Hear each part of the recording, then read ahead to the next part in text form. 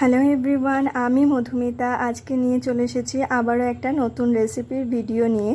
তো কাঁচা আমের রেস সবেই তো শুরু হয়েছে, এখনও কাঁচা আমের অনেক আইটেম খেতে বাকি আছে।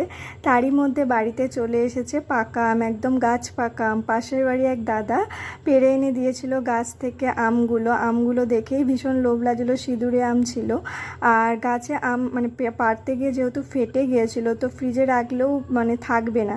তো ভাবলাম কি করা যায়, আমগুলো এমনি তো খাওয়া হচ্ছে, তো বাকি এতগুলো আম কি করা যায়। তো ভাবলাম যেহেতু খুব গরম আছে, তো ঠান্ডা ঠান্ডা যদি ম্যাঙ্গো শেক বানাই, খেতে কিন্তু এই গরমে বেশ লাগবে। তো আজকে আমি এই ম্যাঙ্গো শেকটা যে বানাবো, এটার রেসিপিটাই তোমাদের সাথে শেয়ার করতে চলেছি। তো ম্যাঙ্গো শেকটা বানানোর জন্য এখানে আমগুলো আমি কেটে নিয়েছি। কেটে নিয়ে খোসা থেকে চামচের মাধ্যমে এইভাবে পাল্পটা আলাদা করে নিয়েছি। এখানে আমগুলো খোসা ছাড়িয়ে ওইভাবে কাটা যাচ্ছিল না বলে চামচের মাধ্যমে করেছি। আমগুলো বেশ নরম হয়েছিল, বেশ এত পরিমাণ পেকে গেছিলো যে খোসাটা ছাড়ানো যাচ্ছিল না। তো এইভাবে আমি পাল্পগুলো বের করে নিয়েছি খোসা থেকে। আর এটা বানানোর জন্য বিশেষ কিছু লাগবে না, অল্প 2-4টে জিনিস হলেই হয়ে যাবে। তো সাথে নিয়েছি এখানে আমি 1 কাপ মতো চিনি ব্যবহার করেছি। এবার দেখো, আমটা যেরকম তোমরা ব্যবহার করছো তার উপর কিন্তু চিনিটা নির্ভর করছে। আমটা যদি একটু টক হয় তাহলে কিন্তু চিনিটা একটু বেশি লাগবে, আর আমটা যদি খুব একটা টক না হয় তাহলে কিন্তু অল্প পরিমাণ চিনি লাগবে। তো সেটা তোমরা একটু বুঝতেই পারছো, 1 কাপ থেকে চিনি কম বেশি করে নিও।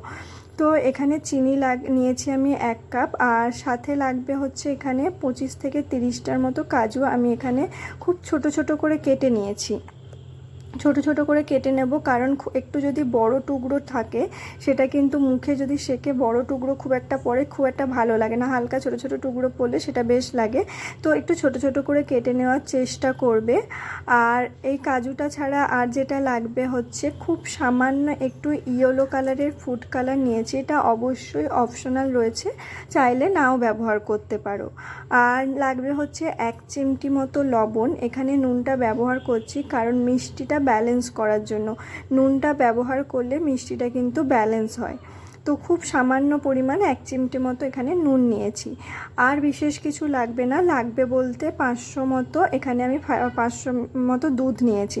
তো দুধটা কি করতে হবে, দুধটা আগে থেকে বয়েল করে নেবে, বয়েল করে নিয়ে ঠান্ডা করে নেবে, তারপরেই কিন্তু শেকটা বানাবে। এরপর মিক্সার গ্রাইন্ডারের একটা পাত্র নিয়ে তার মধ্যে আমি আগে থেকে যে চিনিটা নিয়েছিলাম 1 কাপ মতো চিনিটা নিয়ে নেব, আর ওর মধ্যে 1 চিমটি নুনটাও দিয়ে দেব। আর এখান থেকে অল্প পরিমাণ কাজু, পুরোটা দেব না, অল্প একটু কাজু এই চিনিটার মধ্যে দিয়ে দেব।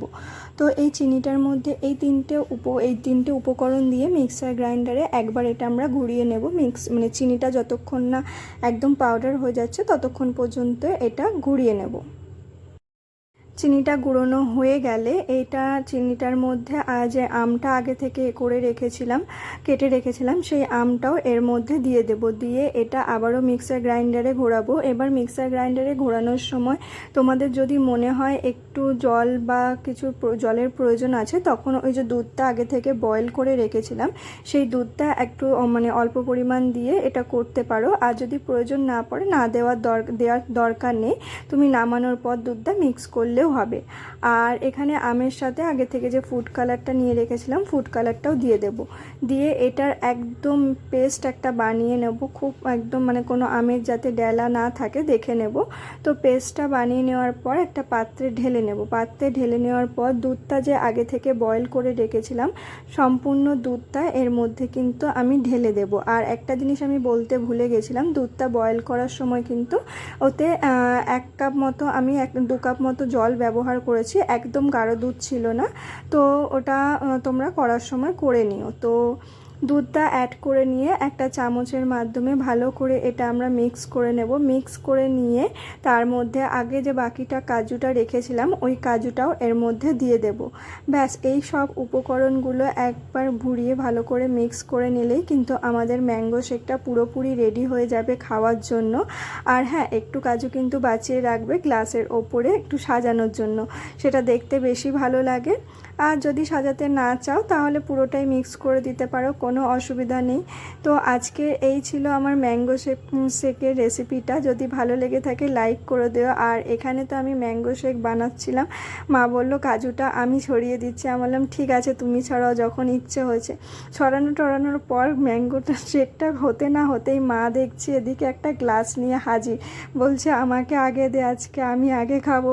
অনেকক্ষণ ধরে লোভ হচ্ছে ম্যাঙ্গো শেকটা। আর আমটা সত্যি কথা বলতে একটা সিঁদুরে আম ছিল তো, আর আমটার এত সুন্দর গন্ধ উঠছে যে লোভ সামলানো যাচ্ছিল না। তো মা আগে ভাগেই গ্লাস নিয়ে রেডি হয়ে গেছিলো ম্যাঙ্গো শেক তো খাবে বলে। তো রেসিপিটা যদি আজকে ভালো লেগে থাকে ম্যাঙ্গো শেকটা, তাহলে অবশ্যই একটা লাইক করে দিও। তো আবারও আসবো নতুন নতুন ভিডিও নিয়ে, রেসিপি নিয়ে।